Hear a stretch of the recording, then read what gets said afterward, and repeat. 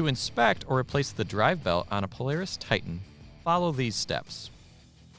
Ensure the vehicle is on a flat, level surface. Set the parking brake.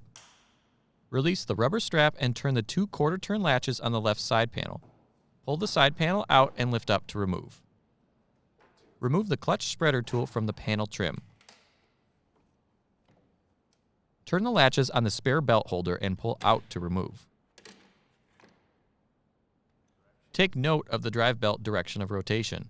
The belt must be installed in the same direction if reusing. Spread the panel trim apart as needed to access the driven clutch. Insert the clutch spreader tool into the threaded hole of the driven clutch and turn clockwise to spread the clutch.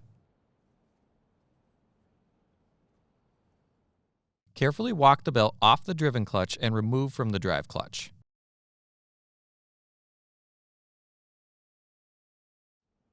Inspect the belt for any fraying, hourglassing, loose cords, missing cogs, abrasions, burns, or damage and replace if needed.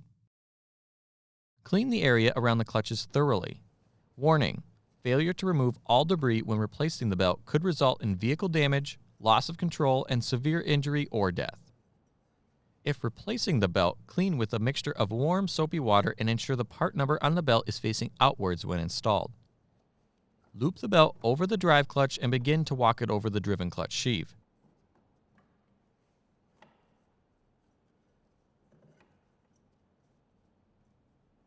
Turn the clutch spreader tool counterclockwise to remove. Spin the clutch 5 to 7 times to help seat the belt. Reinstall the spare belt holder. Reconnect the side panel trim and reinstall the clutch spreader tool. Reinstall the side panel by inserting the tabs at the top and bottom. Secure the rubber strap and turn the 2 quarter-turn latches on the side panel.